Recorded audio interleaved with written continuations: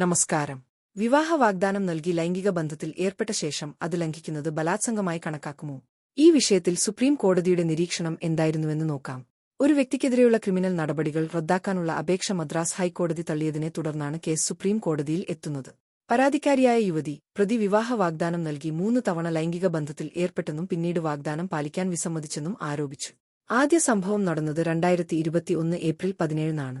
സിനിമയ്ക്ക് ശേഷം ഹോട്ടലിൽ കൊണ്ടുപോയി ബലമായി ലൈംഗിക ബന്ധത്തിൽ ഏർപ്പെട്ടെന്നും പിന്നീട് 2 തവണ ഭീഷണിപ്പെടുത്തി ലൈംഗിക ബന്ധത്തിൽ ഏർപ്പെട്ടെന്നും പരാതിക്കാരി മൊഴി നൽകി.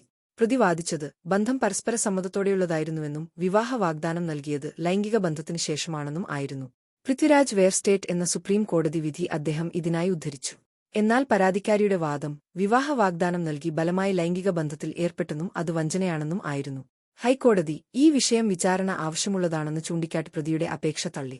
എന്നാൽ സുപ്രീം കോടതി പരാതിക്കാരിയുടെ മൊഴികളിൽ ആദ്യ ലൈംഗിക ബന്ധത്തിനു മുമ്പ് വിവാഹ വാഗ്ദാനം നൽകിയതിന് തെളിവില്ലെന്ന് കണ്ടെത്തി.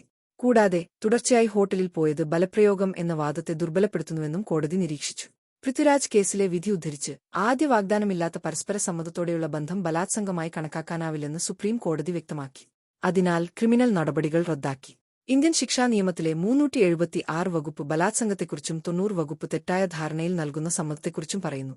ക്രിമിനൽ നടപടിക്രമ സംഹിതയിലെ 482 വകുപ്പ് കോടതി നടപടികളുടെ ദുരുപയോഗം തടയാൻ സഹായിക്കുന്നു. ഈ കേസിൽ ആദ്യ വാഗ്ദാനം ഇല്ലാതെ ബന്ധം സ്ഥാപിച്ചതിനാൽ അത് ബലാത്സംഗമായി കണക്കാക്കാൻ കഴിയില്ലെന്ന് സുപ്രീം കോടതി വ്യക്തമാക്കി. ഈ വിധി പരസ്പര സമ്മതത്തോടെയുള്ള ബന്ധങ്ങളും തെറ്റായ വാഗ്ദാനങ്ങളിലൂടെയുള്ള ബലാത്സംഗവും തമ്മിലുള്ള വ്യത്യാസം വ്യക്തമാക്കുന്നു. വ്യക്തിപരമായ തർക്കങ്ങളിൽ ക്രിമിനൽ നിയമം ദുരുപയോഗം ചെയ്യുന്നത് തടയേണ്ടതിന്റെ ആവശ്യകതയും ഈ വിധി അടിവരയിടുന്നു. ഈ വീഡിയോ നിങ്ങൾക്ക് ഉപകാരപ്രദമായി എന്ന് വിശ്വസിക്കുന്നു. നിയമപരമായ കൂടുതൽ വിവരങ്ങൾക്കായി ഈ ചാനൽ സബ്സ്ക്രൈബ് ചെയ്യുക. നന്ദി.